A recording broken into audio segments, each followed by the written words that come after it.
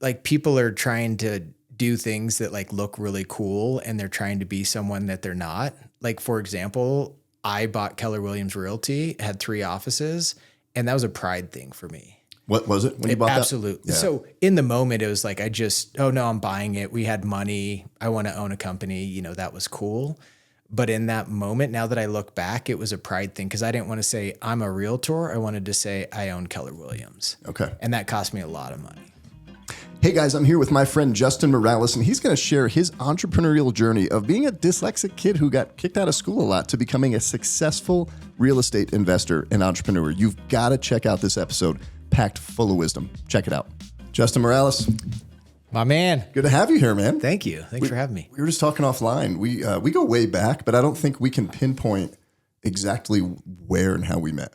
Yeah, I don't know. I bump into you a bunch at church, right? Bunch at church. Yeah. Yeah. And now a bunch at Fuzzies. And you guys are always at Fuzzies. We're always at Fuzzies. The kids love it. It's like a block from our house. We can ride our bikes there, so it's good. We're gonna talk today about how to build a life where you can hang out at church, Fuzzies, or the pool. Or the pool, or wherever you want, or Europe, or anywhere. Well, and I didn't really know what you did, right? We'd always connect, and I think the wives knew each other through just different avenues. And then one day I was just busting your chops a little bit. I'm like, dude, do you even work? Yeah. And I didn't even know what you did. Yeah. But like, it's super interesting what you do and what you've done in the real estate world. You're like a deep well of knowledge and tons of experience, and love to dive into that. But like, just how did you get here? Like, what's your journey of jumping into everything that you're doing now? Like, take me back to those first days. Yeah. So I was not a good student. I'm dyslexic. And so I had an extremely difficult time through school. So I always knew that, there's got to be something else other than me going to school to be a doctor or something else. Mm-hmm. And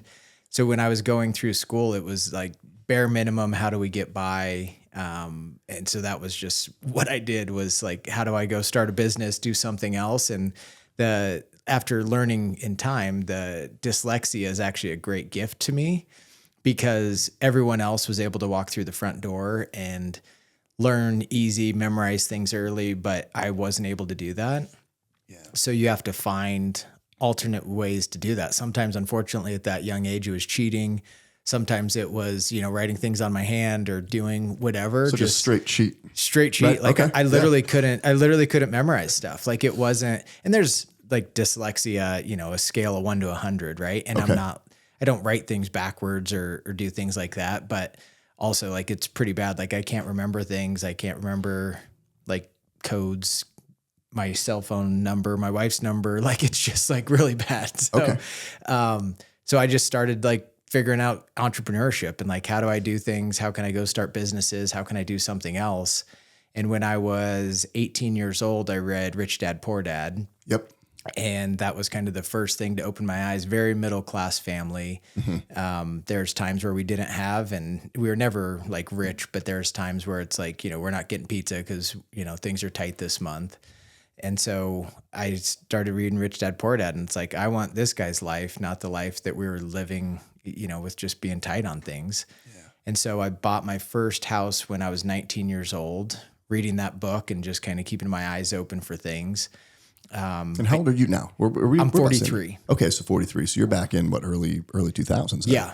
Yep. Right? Yeah, early 2000s when it was easy to get loans and, things were really fun back then. They called Nina? Ninja? Yeah, 80-20s? Ninja loans. 80-30s? Yeah. Did you get any of those? Yeah. Well, I didn't do the 110. That was the most I ever saw was 110. They'd lend you more than the house was worth. So I missed that boat.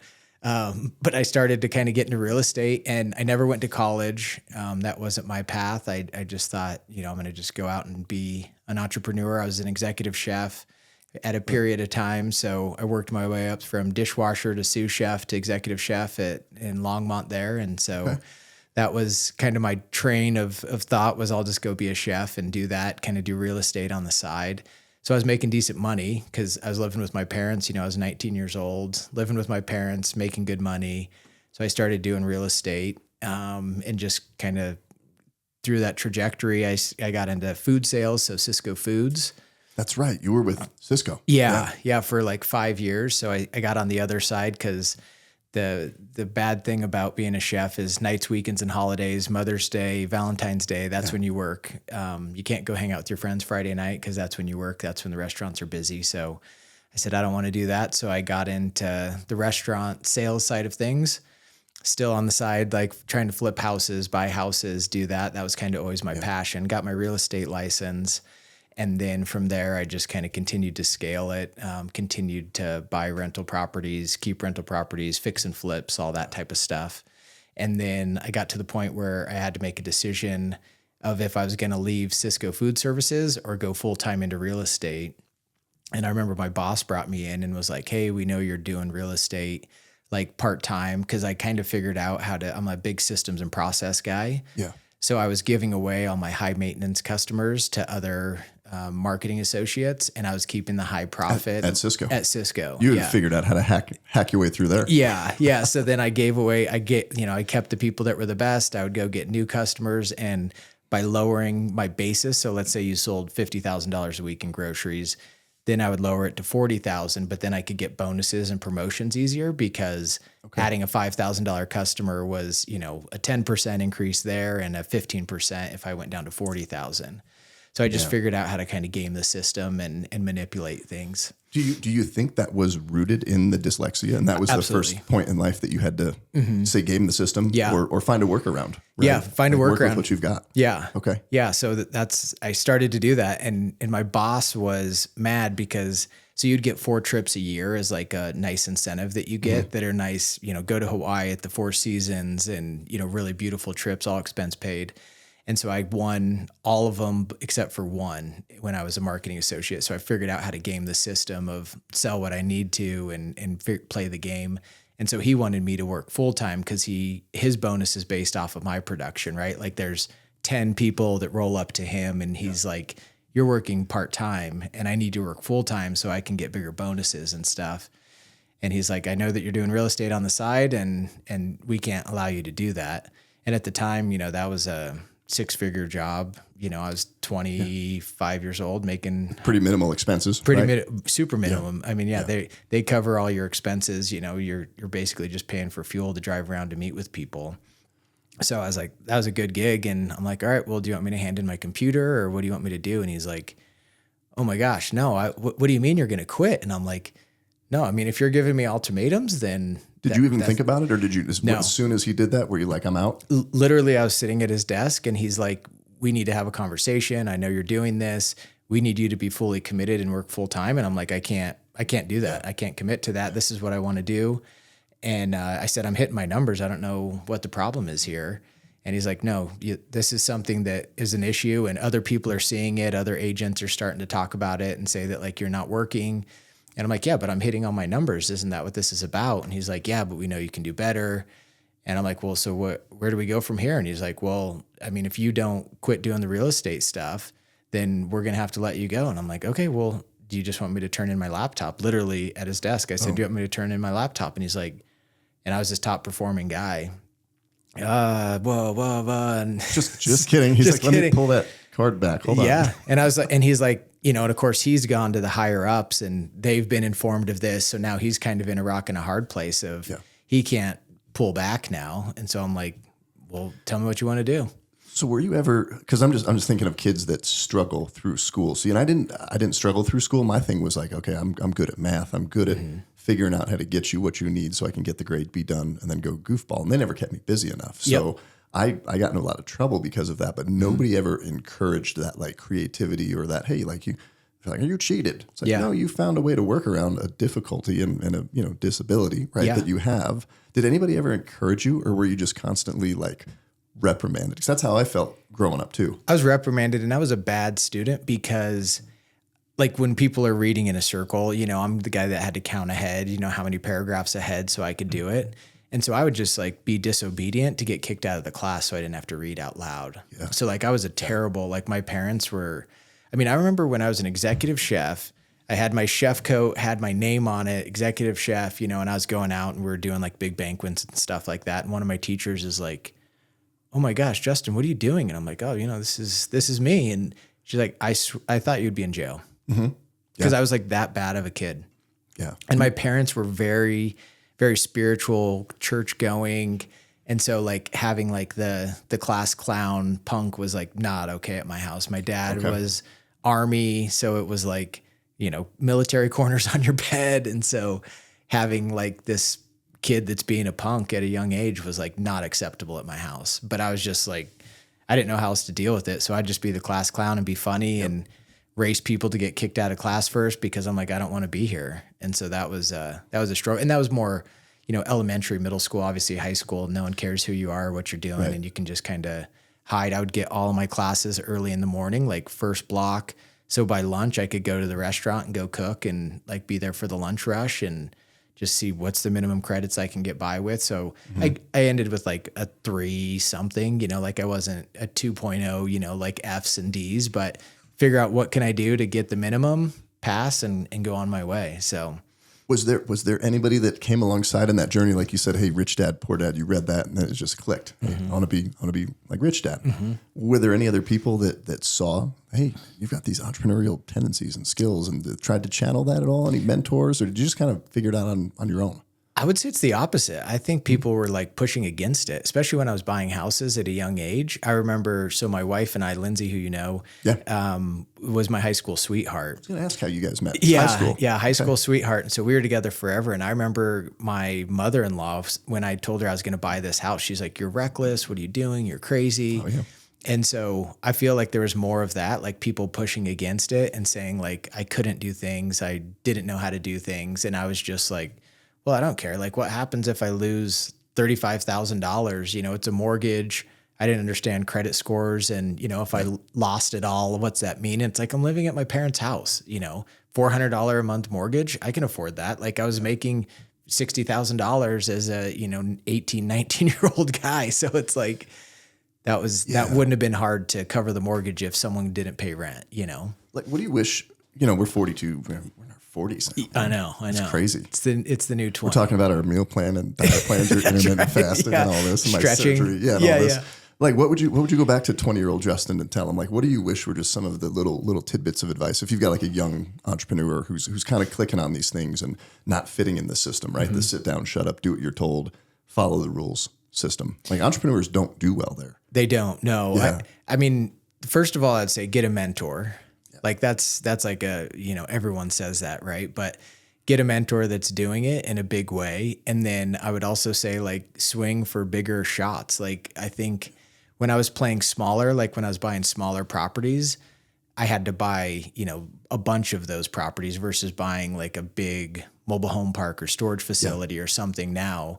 And I remember a mentor of mine that was like, you're doing the same thing I'm doing, the same analyst for a $50,000 or $100,000 house that he's doing for a $20 million acquisition. Yeah. It's the same due diligence. It's the same everything. And if you lose everything at 18, 19, 20 years old, it's not that big of a deal, but those deals that work are just going to continue on. And so I think that I would have taken more risks at a younger age because it's easier to recover. Like now, if I lost everything, I've got 2 kids, I've got a wife, I've got other stuff, right? Yeah. Where at a young age, it's like I remember so 06, 07, when the real estate market started to get like a little bit hairy, is just kind of going into the crash. And I remember looking at my wife and saying like, we're either going to be like pretty wealthy or we're going to be bankrupt in the next 6 months. Yeah. Were you pretty leveraged at that point? Super leveraged. Were you? Okay. Super leveraged. And we were doing at that time, like you said, the ninja loans where it's like, you could do whatever you want, no money down. I told somebody the other day, man, I wish I could just go back because I listened to the advice. Oh, don't do this, and and I shouldn't have listened. Yeah. How about hundreds, man? Everything. As many as I could have. Yeah. And that's like the hindsight, right? Like that's always the good thing. Hindsight's 20/20, right? Yep. But in the moment, even like right now as an example, you go back and you look and it's like, people aren't buying commercial assets. People aren't buying some of that stuff because it's scary. We don't know where the market's going. But also I think these are the greatest times where, like as Buffett says, when people are running away, you run towards. When they're running towards, you run away and sell. And so I think that's definitely something that I've tried to do. But at that time I was like, man, I could literally lose everything. Interest rates went from like 4% to 9 and 10%. Tenants were losing their jobs. Yeah. And so it was like, literally and we only had, I don't know what we had, 8 or 9 houses at that time. Yeah. But I was, young. so, still, so, yeah. and then all of a sudden, that goes up $2,000-$3,000. My expenses go up and I lost a tenant, and it's like, oh my gosh, this could crush us, you know? And you just powered through that? Was that just mindset, stay in the course? Stay the course. Yeah. I just started working hard. That's when I started to get into more of the foreclosures. And so I said, there's a problem right now. And how do I get on the income side of that? And so we started to do short sales, which is selling houses for less than they're worth. And so we started a whole short sale team, and we had hundreds of short sales that we listed. And then that transitioned into foreclosures. And so we started to see short sales were taking like a year to get them approved with Bank of America or Wells Fargo. And so I started to get on an airplane and go fly to Texas, fly to California, fly to Utah to go meet with Wells Fargo and Chase and Fannie Mae to try to get on their list to be a listing broker for foreclosures. And so because I said there's a problem, I saw the problem. I was about to get foreclosed on, at a point, and it's like we never got behind on payments, but like this is a problem. A lot of people are going to you can see it coming. For you. Yeah. So the Gretzky, where's the puck going, right? So we went to short sales because we thought people were going to get in trouble. And then like 7, 8, 9, we were listing for all the major companies, the Wells Fargo's, Fannie Mae, Chase, you name it, we listed for them. Love that. And we had, hundreds of listings at any time, and we were the top listing agent in Northern Colorado. Like that's what we did. So it was just continue to figure out like, what's the next step? Create the system and process around that, big teams, because the Fannie Mae and Freddie Mac and all these guys, there's a ton of reporting, a ton of things that you have to report back to them, pictures and BPOs and all this type of stuff to tell them what their asset's worth, tell them what we can do with it. And so that's when we kind of like catapulted out and went from questionable, are we going to make it? We were making a lot of money like we're at good. that point. Yeah, like we're really good. So you talk about like grabbing a mentor, and you wish you would have taken more risks earlier. And then you what's kind of been like streamlined into your conversation is you just built a life and a business where like very systematized, very processed. You've cut out the waste, the fat, just here's what gets the job done. And this is what you do. What other like business tips would you give to your younger self? And then I want to dive into some of the logistics of all the real estate too, because I know people want to start investing that are sure. Yeah, happy to help with that. Yeah, that's a great question. I think so. I would say one thing is like people are trying to do things that like look really cool, and they're trying to be someone that they're not. Like, for example, I bought Keller Williams Realty, had 3 offices, and that was a pride thing for me. What was it when you bought Absolutely. that? Yeah. So in the moment, it was like, I'm buying it. We had money. I want to own a company. That was cool. But in that moment, now that I look back, it was a pride thing because I didn't want to say I'm a realtor. I wanted to say I own Keller Williams. Okay. And that cost me a lot of money. We were talking about that. We were having lunch at Fuzzy's one day. Yeah. That was your first kick in the nuts. Yeah, right? that was that was major. Are we semi-explicit now, Joey? Yeah. You can say that on here. Yeah, that was like, it was probably 7-digit loss for us. Yeah. It was significant. Yeah. Had me and 2 other partners, and not to get into the weeds about it, but they wanted to sell. I didn't want to sell. And then they sold it to Coldwell Banker. And so lost everything, hundreds of agents, 300 some agents. And so that was a significant, but that was pride, me saying like, I want to be more than that. So I would tell that young person, just stick with the basics, hit singles, hit doubles, and don't do something out of pride because you want a Lamborghini, you want a Porsche, so people think you're cool. Save your money and go buy something. And I could buy any Porsche, any Lamborghini, any car I want, but I drive a Tundra. Like, I don't need It's a nice Tundra though. It's a nice Tundra. Like the baseboards drop down when I open the door. It's nice, but that's your flex, right? That's my flex. I like the baseboards drop in. That's nice, right? But I don't. Yeah. I'm not going to spend money on all that other stuff, And so I would just say, just stay humble. When you're coming up, stay humble, stay kind. You never know who's going to be someone when you're asking for help and they've gone back and said like, oh, you're a jerk to me. I remember that when I was in the food business, the person, I would be nice to that dishwasher. I would bring them in, samples or bring them a hat or do whatever. That guy was the next chef, and he remembered that I was nice to him because the other guy did just walk past him. The other guy from Shamrock or US Foods just walked past and didn't acknowledge him, talk down to him, whatever it was. It's like, just be nice to people. You never know where they're going to go. And that's a good trait for a human being. Is the paint or roof on your home or business starting to look a little shabby? If so, reach out to one of our sponsors, M&D Painting and Roofing. M&D Painting and Roofing is a full-service residential and commercial painting and roofing contractor in Northern Colorado. And full disclosure, I'm the M in M&D. Check them out at mdepainting.com. Are you a small business trying to navigate all of the landscape of digital marketing and don't know where to go? Reach out to one of our sponsors, Imprint Digital. They are the go-to source for all things digital marketing. They are the producers of this podcast, and they run all of the marketing for all of my companies. Check them out at imprint-digital.com. Well, and have you ever been on the receiving end of that? Absolutely. When you were coming up and somebody, if you can recall somebody that's just poured some kindness into you. I remember M&E was just getting started. We were like second year in, and we were making some waves, very aggressively marketing. And I always share the story because the guy's so cool. Marwan Shatilla, he owns M&J Carpet Cleaning. He's since moved away.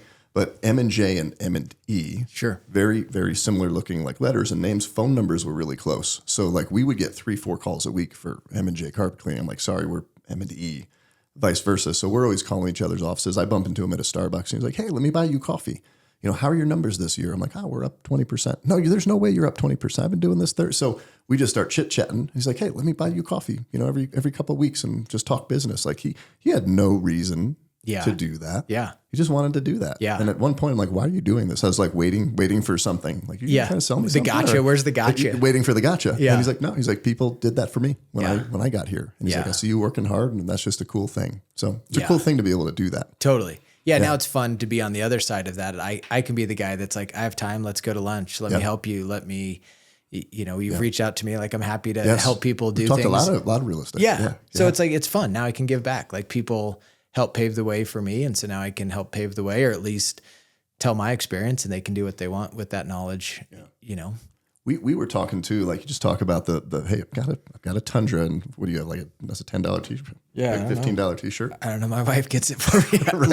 I literally don't shop. We were talking about and you didn't have this back in 07, 08, or maybe it was starting, right? But like all the social media, you click on there, and we were talking offline, like I've got 272 doors and 47 million. And look how big my whatever is, and it's like, do you really? Yeah. And is that really your car? Yeah. And why do you even need to do that? And if you do, like, if you know how to do that, if you know how to go get 300 doors or 300 million, whatever it is, right? Yep.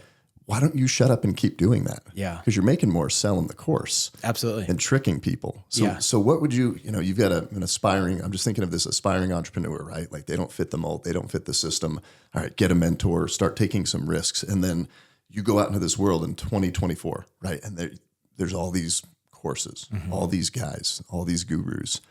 What percentage do you think are just full of crap? Honestly, I would say it's probably 50-50. Okay.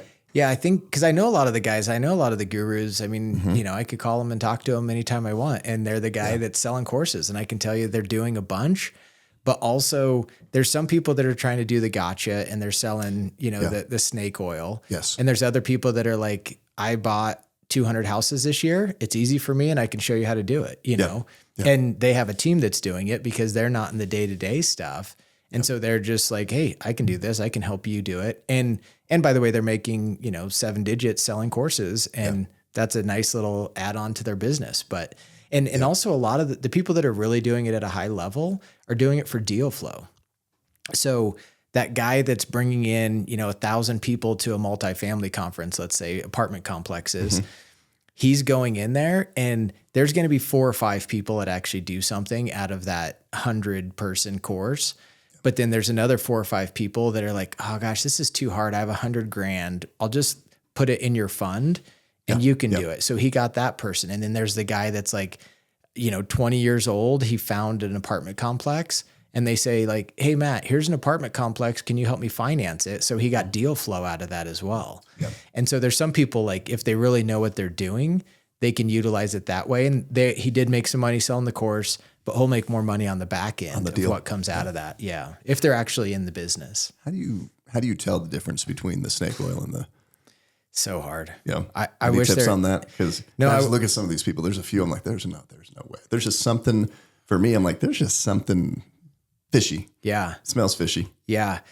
I mean, the only thing I could say is get referrals, other people that have been in it that not the guy that they send you to, right? So it's always the second link. So it's like, hey, call Matt. He did our course. All right, Matt. Well, do you know someone else who did the course? Because they're not going to give you somebody. They're not going to give you the guy that's like, mad and wanted his money back, right? But Matt could tell you a second person or a third person that went to the course that didn't do anything and maybe get a little different insight. So I don't know. That's hard. It's hard to do unless you go there. But also, I didn't have a college education. I didn't spend $100,000 on college, but I mean, I've easily spent $100,000 on education. Yes. Some have worked, some have not. I've gone to storage facility trainings. I've gone to apartment trainings. I've paid the $20,000 in the back of the room for the private mentorship, private call once a week, all that type of stuff. And did some of them work? Yeah. Did some of them not work? Yeah. Net, I'm way ahead. There you go. Love that. Because I just kept going, right? It's like you take a little nugget, you add it to this one, you take a little nugget from that, you add it to this one. And over time, it's going to, if you stay with it, then it's going to be good, I think. Yeah. So talk just about your progression. Because I know there's people listening to this, they want to get started in real estate. They just want to buy their first investment property. And there's all different kinds of methods, right? There's house hacking, there's live in one for 2 years and move. And like, just kind of talk about that journey. You started single family. Yep. And then how did you transition? Because you're going from single family to multifamily to trailer parks and all kinds of stuff. Every time I see you got something new going on. It's always exciting to hear. Just talk about kind of those levels or categories and how you get started in each and how you transition to the next one. Yeah. I always tell people, if you can just buy one house a year, then you'll be extremely wealthy. Like people talk to me and we've done semi well in buying real estate and they're like, oh my gosh, I want that. I want what you have. And it's like, yeah, but I'm the 30-year overnight success, right? Like I'm making great money because I bought that house 25 years ago. Mm-hmm. I bought it for $100 and it's worth $500,000. It was renting for $800. Now it rents for $2,100. Like that's the overnight success that people don't talk about. Right. And so if you buy one house a year and you hold on to it, then it's going to be good long-term. But the hard thing is, we have friends that, we have a nice lifestyle and do fun things. And they're like, I want to help me get into real estate. I want to do that. All right, just go buy one house this year. Well, I looked at this, but I'm only going to make $100 a month in like cash flow. Yeah, you're right. Mm-hmm. I only made $100 a month, but that was 25 years ago. I only made $100 a month 10 years ago, but I bought that asset. And now it's doubled. Now it's tripled. Yeah. And so I think people have a hard time with that. It's not a get rich quick. Some of those gurus on TV, they'll sell it as a get rich quick, and you can make good money by flipping houses and doing some of that. Yeah. But then one of the greatest tips ever given to me is don't kill the chicken, just keep the eggs. So we were flipping houses and we would make, let's say $20,000 or $30,000 a flip. So that was great. If I did a handful, I could make $100,000 and not work that hard. The problem is then I have to do that the next year and the next year and the next year versus if I kept that rental, let's say that $100 is the one egg. Yes. Well, I only had an extra $100. Well, that's not going to change my life. Mm-hmm. One egg or $30,000. That's the whole chicken. You eat the whole chicken, you kill it. It's this big meal. Yes. You're fat and sassy. Yeah. But I have a bunch of chickens that lay a bunch of eggs now. Yeah. And so once he told me that, I was like, oh gosh, that was so simple, but profound. It's the highest tax rate that you're going to pay at short-term capital gains. For your short-term, yes. And so flipping a house, typically you haven't lived in it, you haven't owned it for more than a year, so you're getting the highest tax rate. So most people don't understand that. They think they made $30,000 where really Uncle Sam took 40% of that, let's say in Colorado, 35%, depending on your tax bracket. Yep. And so that 30,000 all of a sudden went to 20, whatever the math is.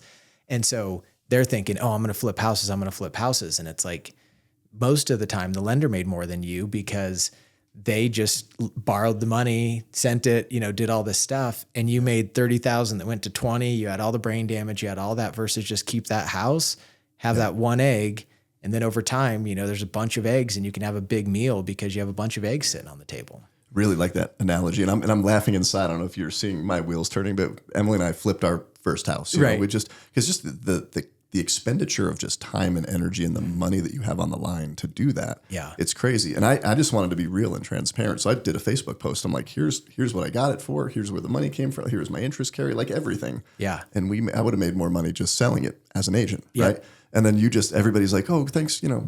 People posted whatever they posted. And you're like, well, you could have just made more being the bank. Stupid. And it was fun. Like, it was very loving. You're like, if this was me, I would have paid, charged you 1 point on the front, 1 point on the back. And I'm like, yeah. So you don't necessarily even have to own the real estate to make money. Maybe you're sitting on some money. You got a big, maybe an inheritance or something like that. You can do hard money. You can do other things. Absolutely. Yeah. I mean, there's so many ways to get access to capital. So a lot of people that, it's the doctor that doesn't have time to do it. That's how we grew really fast, is we had a lot of people around us that everyone says, well, I don't know anyone who has money. You know a bunch of people that have money. You just haven't had those conversations and asked. Yes. Anyone that's a busy professional, any doctor, attorney, lawyer, those people have cash sitting in the account and they don't actually have time to go deploy it because they're busy professionals, right? Yeah. And so if you go back and you say like, well, how do I utilize that money? Or I bought my house 10 years ago and I have $400,000 in equity sitting here. Can I get a line of credit? Now I have $400,000 that I can go lend. I can buy something. I can do, something else with those funds instead of just letting it sit inside of a house and not do anything. And that's all tax free. So, when you borrow money on a house, that's not a taxable event. It's not like if you sell it, you have to pay uncle his piece. So you can get cash out without utilizing it. Now there's interest costs and carrying costs and some other things that go along with that, but it's not going to be as bad as if you just say like, oh, I'm going to let it sit in the house and appreciate it 3 or 4%, because you're not getting a return on your equity. You're getting a return on the house, but not the equity that's sitting in there. So how leveraged do you like to be? Did you like to be? You said you were pretty leveraged in 07, 08. So when you're just getting into the game. Yep. And I'm sure that's changed over time, right? But I mean, there's, real estate, that's the only asset in the world where you're like, hey, I've got $1. Well, we'll give you 4 more, right? Yeah. Traditionally to go buy something. Yeah. Right now, my benchmark is you should have your age and equity. And so if I'm 43 years old, I should have 43% equity in my properties. And so that's a very safe, when I was younger, I mean, I was 95%, like, right. I wasn't 5 years old either. Right. So, but as I've gone on, it's like, the guy that's 60 years old, he should have more equity than leverage on his stuff. The person that's younger should be taking a higher risk, in my opinion. If you talk to the Dave Ramsey people, and I think Ramsey does some great things, that's like zero debt, I think that's also the wrong number. I think for some people that get into trouble and have credit card debt and have car payments and have all this stuff, like, you should clean your house first before you go do some of this stuff. If you're a Christian small business owner, you have to check out one of our sponsors, the Foundry Advisory. They are a Christian peer advisory community here in Northern Colorado and the Front Range that is designed to give you encouragement, support, and insight to grow your business with other like-minded Christian business owners. Not only are they a sponsor and a partner of this podcast, but I'm also a member of their community. Check them out at thefoundryadvisory.com. As a small business owner, one of the things we will always need to address is a space to run our business. If you're looking to do a small tenant finish, maybe even build a building from the ground up, you've got to reach out to one of our sponsors, Mendel Construction. They are a full-service commercial contractor that can take care of your business needs to build the space and place of your dreams to run your business. Check them out at mendelandcompany.com. If you've got junk in your life or business that you need removed, reach out to one of our sponsors, Hulk Addicts. They are a full-service junk removal company, and they'll be able to take care of you at your home or your business to get rid of whatever you don't want. Check them out at hulkaddictsjunk.com. So the consumer stuff, right? Just the stupid high interest, like really your $20 meal at Fuzzy's is now $60. Yeah. Because you put it on a credit card. Especially with interest rates going up right now. The last average credit card was 21.19. And so like that's across everyone's credit cards. That's what people are paying when they go, they went to Arizona, they went to California, to Disney, they charged it. And like, that's what they're paying is 21%. Crazy. So tell me about so you start single family. Yep. Start progressing there. Yep. How do you make that leap? Did you go from like single to multi? Did you start doing, 2-4 little complexes? I mean, Yeah. Single family to like quads. So fourplexes, stuff like that. Yeah. And then we started to go out of town. So, which is high risk for some people. That was something that was reasonable for me. So we started buying in other states that we thought had better cash flow numbers. And we just did some research to figure out what was the median income, median house price, and median rent.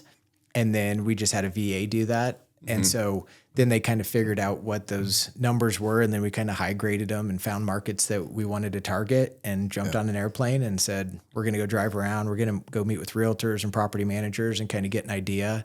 And then we kind of honed in on a handful of markets that we wanted to do. And so we put teams on the ground and, tried to scale that stuff. And so we kind of had portfolios that were developing in a number of different states. So we're in 7 states right now. And we got to the point where we're buying like 50 houses a year was kind of our cadence. Yeah. And that was a grind. Like you're turning on utilities and getting them fixed and getting tenants inside of them. Like it was a ton of work. And I had a phenomenal team and some people that like helped carry the water for me. Cause I was just, buying houses and throw it over my shoulder and hope that everything else got done behind me. But it was a ton of work. And so like, man, I've got to do something else. I can't keep buying 50 houses a year. Like this is going to kill me. And so then I went to the next asset classes and say like, well, what if I bought a mobile home park that was, 50 or 100 pads or 100 homes or whatever, apartment complexes that were, 50 to 100 type apartment complexes. And so we could just buy one asset that would be the same amount of cash outlay, but one property manager that's on site, one project, one maintenance guy. We've got a half dozen roofs instead of 50 or 60 roofs. Yeah. And so we just kind of said, let's continue to do that. And then once we did that, we're like, oh my gosh, this is so much easier. Where do you think the most opportunity is right now? That's a great question. I would say there isn't great opportunities right now. Yeah. I mean, the problem is interest rates are so high. And so the people still think their houses, they say, oh, well, the guy down the street sold his apartment complex at a 5%. Yes. And, so that's what it's going for. It's like, well, I'm borrowing money at 8. If I buy it at 5 cap, then I'm losing 3% every single month. And on a $5-10 million asset, like you're losing a bunch of money every month. Yeah. And so it's just really hard to do that. I think people are going to make a lot of money on conversions. So doing things like warehouse, converting that to a storage facility, converting a motel into an apartment complex, that type of stuff. I think that there's going to be a lot of money made in converting existing assets, the office space that nobody wants in downtown Denver, converting that into, it's expensive and it takes time, but I think you can buy those things cheap enough that there's going to be enough money left in those. So that's the type of things that we're looking at right now. Yeah. So that's going to be a decent amount of like cash outlay if it's a new investor. For sure. Right. We just recommend like just go buy a house. Just get into a house, however you can. Even if you buy one, get some roommates, live in it, right? Buy a duplex. I always say buy one house a year. Yeah. If you buy one house a year for 10 years and you have 10 properties, you'll be a millionaire for sure. Awesome. Like you will have a lot of money. And then, there's tax codes and things where you can just keep rolling in. Like I can put 3 to 5% down on owner occupant houses where as an investor, Justin has to put 20% down, 30% down, 40% down, depending on the project. And so, every year you're just moving to the next house and get that good financing, low interest rate. Yep. There's some creative things you can do with trying to take over people's mortgages and some subject to and not to get too far into the weeds, but there's some interesting things out there you can do if you don't have cash. But, right now there's this huge baby boom generation that is getting out of their assets. And so like we bought a storage facility and, they'll owner finance it for us because it's a 65-year-old person that's owned it 30 years. They want to get out of it. They can't sell it because they want to sell it at a 5 cap and money's at an 8 cap. And they're going to take a hit. So even if they can get it, they're going to get a huge tax hit. They're going to get a huge tax burden. If you can find someone, and there's ways to do this with analytics, find someone that's owned something for like 20 to 30 years, they've used almost all of that depreciation in commercial property.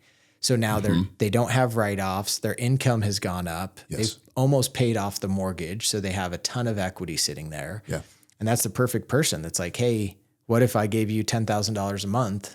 Then that's a great thing because they can go and live their life. It's better for taxing for them.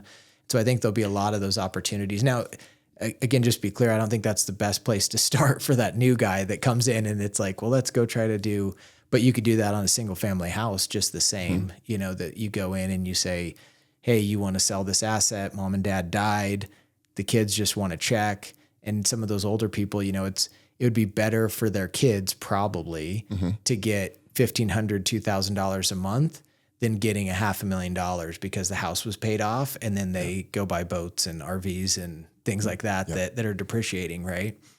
So if you say, hey, well, we don't want to do it. I'm 78 years old and in bad health, a 30-year mortgage isn't going to do anything for me. Well, yeah, but what about asset preservation and actually cash flow for your kids that could be more beneficial than, most kids, if you say, would they be responsible with, let's say, $500,000 in cash because they sold that house? Very few are capable of that. Yeah. Even grown adults that are smart and financial savvy, those people still are going to go buy stupid stuff and go travel and do things instead of invest it all. So where that couple $1,000s, it can buy you a nice trip or, help you with your mortgage or pay something off, pay your car off. Like that can help change people's lives. Yeah. So I'm thinking as you're talking about all these creative ways, so you've got a, younger kid, young 20s, maybe bad credit, no credit, made some stupid decisions, doesn't have money. Maybe they're renting a place. Maybe they're living in mom or dad's basement, right? Yeah. I mean, like what could they practically do right now to go find a house where they could do a subject to seller carry? Like talk about those steps, right? Yeah. So like decide you're going to do it. Yep. Get a mentor, find somebody who's done it. Do you use like PropStream? What are some of these sites you use to harvest this data to then reach out, call, mail, whatever that is, knock doors? Yeah. There's a bunch of them out there that you can pay, like CoreLogic and places like that are developing, but you're paying money for that. So I would say the person that's just starting shouldn't be buying any data. They should be getting on the phones, looking for sale by owners, because those people typically have a different level of motivation. Typically, they can't afford to pay a realtor. They bought it last year. They don't have that much equity. The guy that has $200,000 in equity lists with a realtor and goes on their way. You need that person that's marginal. And so for sale by owner, driving neighborhoods, driving for dollars, we call it. Yes. The place that has 2-foot grass, that person needs to be called because it's dilapidated. They're not taking care of it. They might be in foreclosure. They might be doing something. So any house that, I remember driving around and I just have a legal pad and just drive around, 1919 4th Street, 26, just write it down, go online and just try to find the date. It's all free. It just takes time. Yeah. Go knock on the door, put a note on the door, call me, sorry, I missed you. Call me with my phone number on it. We just do all that guerrilla type marketing until we got money where we could, pay for our advertising, pay for marketing.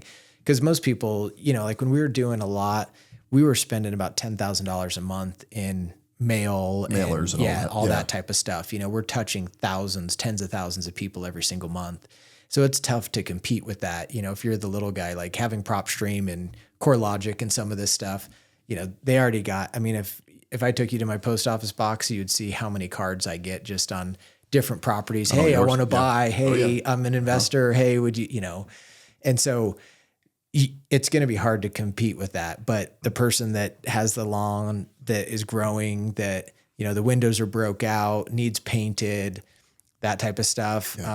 Calling people like probate attorneys because they're dealing with people that died. So they have heirs that need to sell property that you could maybe do something creative, divorce attorneys, things like that. Or like it takes longer, but you could literally just sit there and call all day on for sale by owners and just, say, hey, would you be interested in doing owner financing?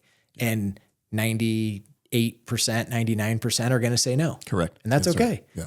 But because you just need one house, one door a year. You just need one house a year. One door a year. That's all it takes. Right? You're working your job. Yep. And you're spending 2-3 hours a day just doing it. Yeah. And even if you do, if you're only looking at, let's say, 10 or 20 houses that you drive, and even you're just driving to your mom's for a barbecue and you see a house, that looks like, just write them a handwritten note. Hey, I'm interested in buying your house. It cost you whatever, 50 cents to mail that. And so it's super cheap, but people don't take the time to do that. And that, if I got that handwritten card in my post office box, that means something more than the guy that's like, I've got a bunch of these printed. Hey, me and my wife own XYZ Realty. And when you've seen enough of those, you kind of know, right? That they're totally just going out in mass. So what do you think is what's the most creative thing with the best return that you've ever done, or the coolest thing you've ever seen that caught your attention where you're like, man, if I was flipped, I would call that guy. Yeah. Is it handwritten note? Is it just a face-to-face?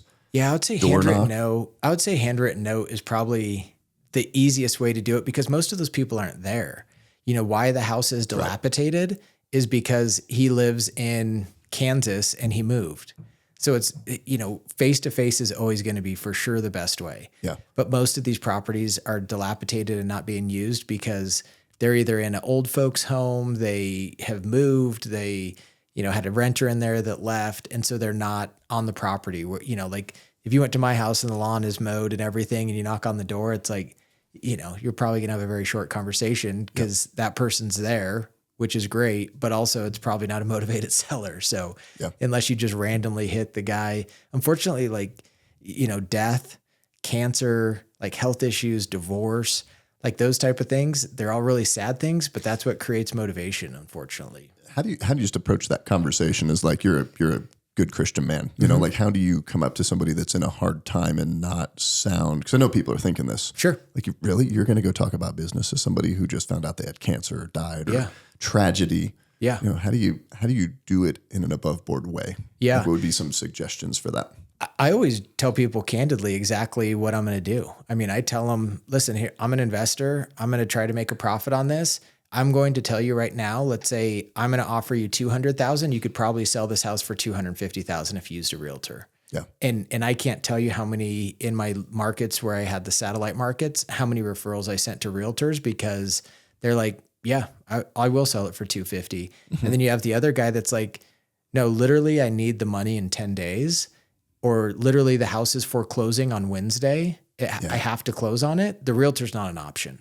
No way. No way. And so that's when you figure out like, this is the motivation that they have and I can solve the problem. So now I'm being very candid of I'm here. I'm a red-blooded capitalist investor. I'm coming here to make a profit. Yeah. Crystal clear. So just straight honesty, but also kindness. Straight honesty. For what they're going through. Yeah. And like, I'm sorry. I'm sorry that your mom died. I'm sorry that you have cancer. It would getting a cash flow on a monthly basis be a benefit to you? There's other things where like taxes are a problem for people. So let's say I gave you $300,000 for that house. Well, you're going to have capital gains and all this other stuff. So you might walk away with $220,000. Yeah. Well, what if we did an installment sale where I paid you monthly and you could do that? Well, also you're going to an old folks home, to go live there. If you have $500,000 sitting in the bank, you're going to be paying X. Yeah. If you have cash flow of $2,000 a month, you're going to be paying way less because you don't have cash. Mm-hmm. And so like, is there ways that we can have benefits to that, that again, I got a great house that I'm going to rehab and fix up, but then also you didn't have this huge tax burden. You get to pay less in rent at the home and you're going to get a cash flow forever. And then your kids are going to take that over and they'll get that step up in basis because if they inherit that house, they're going to go back up to current market value versus what mom paid for it 20 years ago. And that's why she had the big tax problem. Yes. So it's just figuring out like there's benefits in there for everyone if it's done right. And sometimes it doesn't work and that's okay. Yeah. And just, you're going to get nine no's or totally. 9 out of 10, 90 out of 100. Our number was we would get 100 calls. We would get 15 that we would submit offers on. We would go look at 8 of those and we would close on 2 of them. Okay. That was the filter. They call it like the funnel. 2 out of 100. Yep. Right. Yeah. That was the number. So you had to have that many at bats. So how many pieces, so you had to send 10,000 pieces of mail to get 100 calls, right? So you have to start at the top and figure out how that looks. But that person starting just, they're going to have to take more at bats. Like they're just going to have to keep swinging or go figure out like, who is that mentor and say, hey, I just want to come work in your office. Give me leads, give me stuff. I'll call on it. And then, I've given people parts of deals. Yeah. I've said like, hey, yeah, you did a great job. Like you get 10% of that.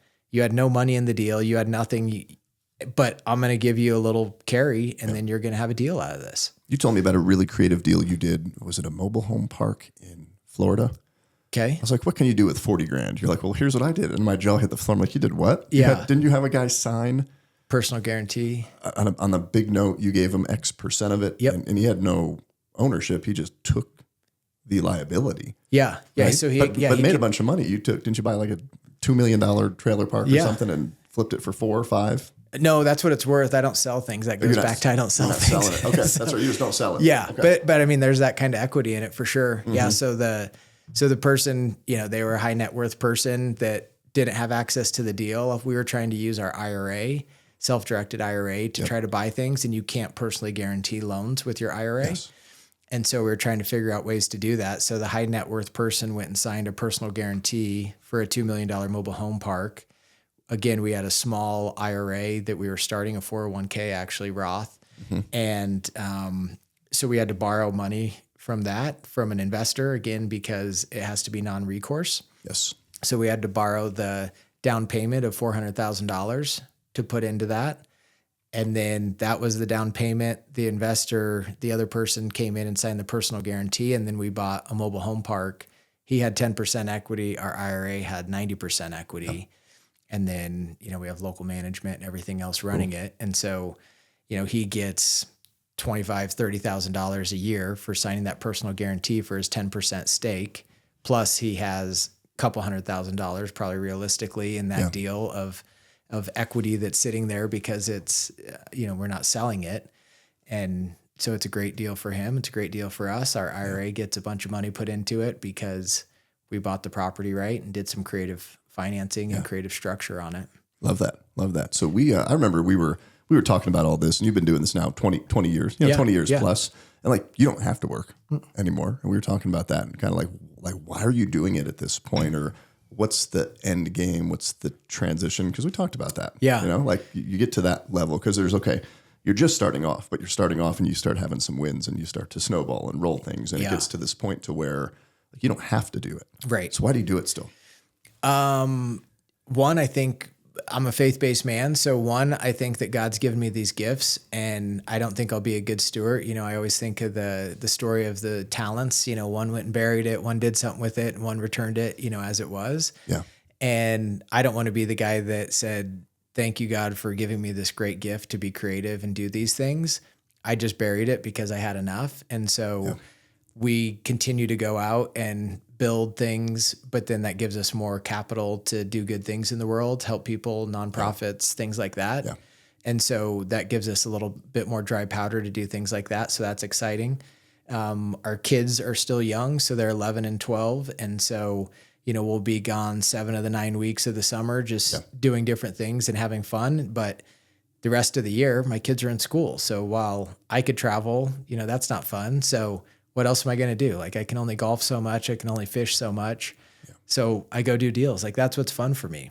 Yeah. The alcohol, still the drive, just still that desire to do the deal. It is. That's what I always tell my wife. Like because she says, she asked me the same question, by the way, why do you keep buying stuff? Well, that's why the conversation came up. Because you're like, she didn't yell at you, but she pulled you aside, right? Like, what the heck? Why are you doing this? What are you doing? Man? Why do we need this? We don't need another house. The game's over, and it's like, just like the alcoholic is sitting at the bar thinking about his next drink. Yeah. I wake up in the morning and I'm like, man, what could we do? I saw that house.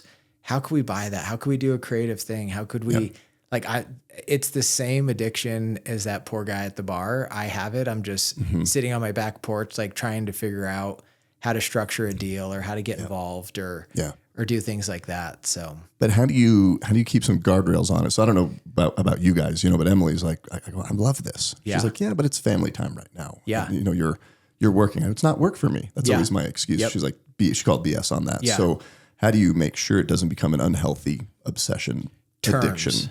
Terms, TERMS. Okay. Break that down. What does that mean? So in real estate, getting terms on a deal is like owner financing, 8%, all of that. Mm-hmm. And so someone taught me this terms, and the T is time, E is energy, M is money, and then S is like sanity, right? Okay. And so when you go through it, then time, energy, money. What's the R? Oh, R is resources. Resources. Yep. Okay. Sorry, skip that one. That's a dyslexia. There you go. You saw it. You saw it in action right here, guys. So terms, that's what I started to analyze deals through. Is instead of looking at cash flow, like that stuff matters still. Yeah. But like I'll give you an example of like a drywall company that I think you may have known that was for sale, and it was a great deal. I think I could have almost doubled it. But the terms weren't right because my wife's like, I was going to buy it. She's like, well, what are your hours going to be? Well, I'm going to probably have to be at the office at 6 to get crews started. They'll come in, so I'll probably be there till 6:30 or 7. And I haven't started my day yet. I mean, it's 11 o'clock here. And so normally I go to the gym, I get the kids ready for school. I go to the gym, I'm not back to my house till 10, I have a lunch appointment. I try to do lunch twice a week with friends, colleagues, whatever. And then, I'm done. The kids get out of school at 3. And so I'm done working 3, 4 o'clock.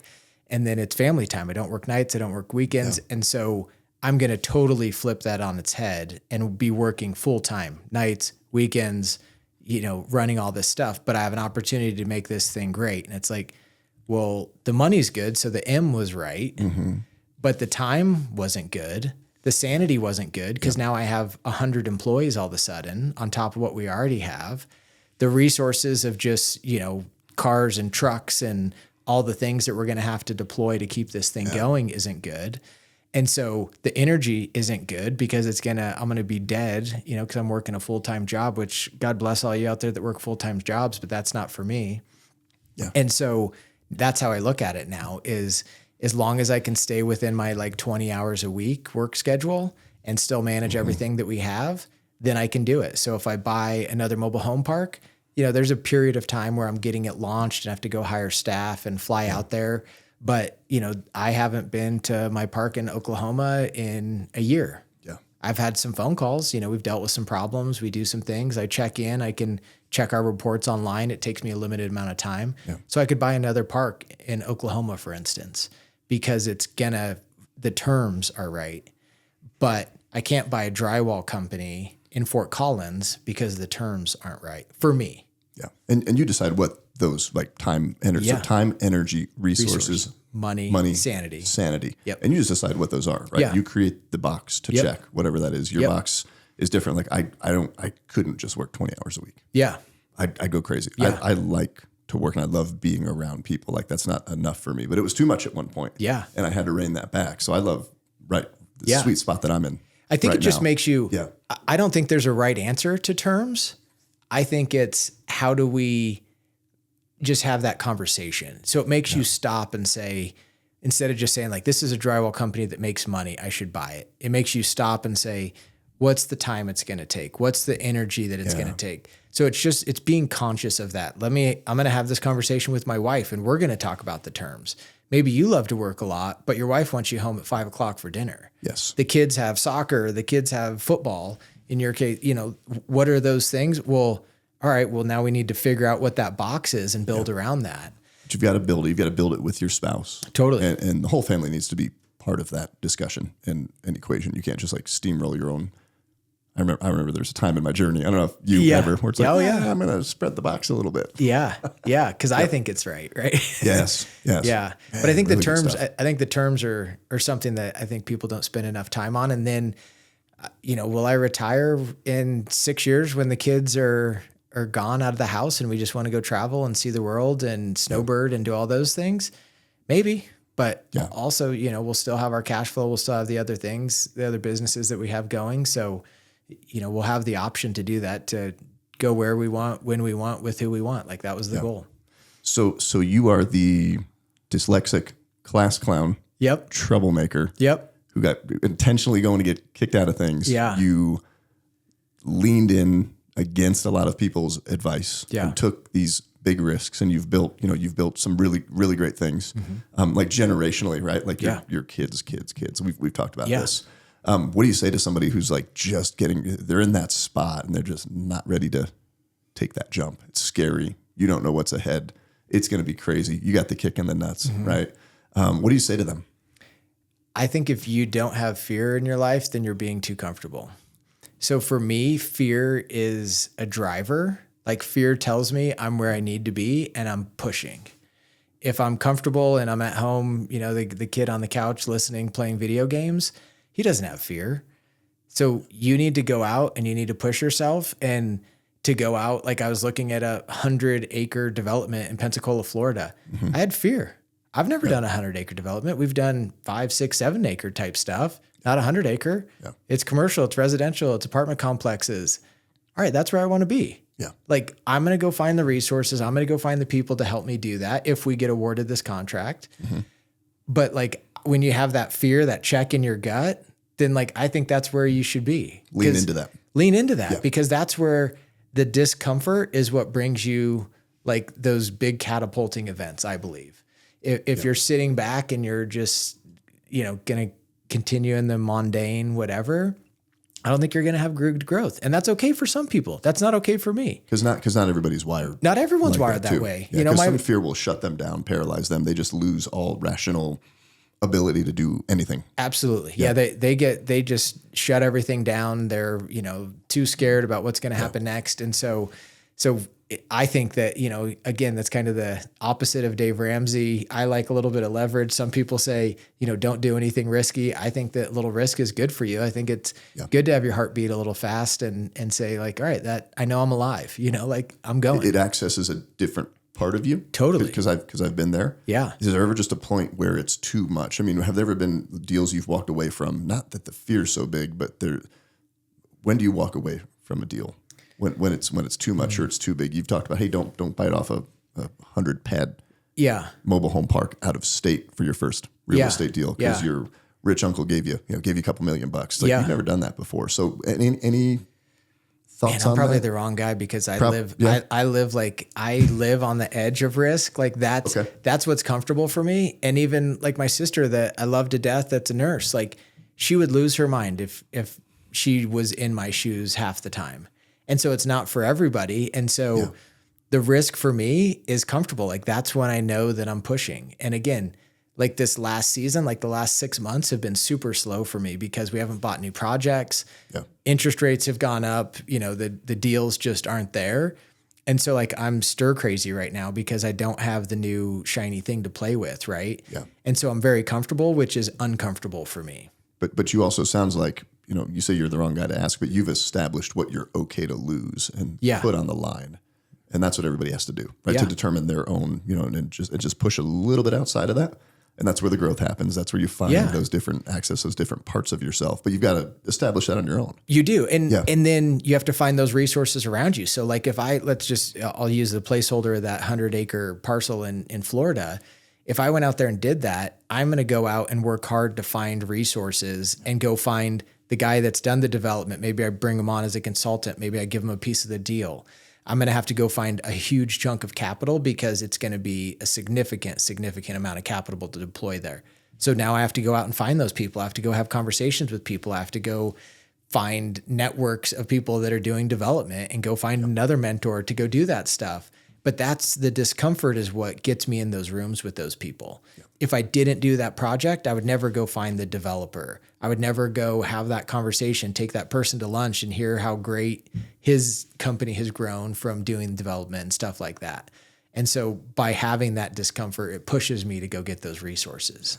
Love that, man. Thanks for coming out and hanging out here. We're we're wrapping up our hour right now. Oh, great. And anything else we missed or anything else you want to share? Just, you know, young entrepreneur thinking of getting into real estate, maybe that's journeyed through the same thing, that you have any final parting words of advice before we get to your hot pink card over there, baby? Boom. I've got to be bold in life. No, I don't know. Just don't settle. I think so many people are settling right now and it's sad. And gosh, again, if I wasn't dyslexic and I could remember the quote, it's like strong men in difficult times. And then, you know, it creates, and it goes down the whole thing of like, there's a big circle of in soft times, it creates weak men. And I feel like that's where we're at. And I don't say that's just the quote. I'm not saying, you know, men, women interchangeably. Yeah. But I think like in the Great Depression and times like that. Was it hard times create strong men, strong women, people, men, which create abundance. Yeah. Which create good times. Good times. Yeah. Which create soft men create hard times. Yeah.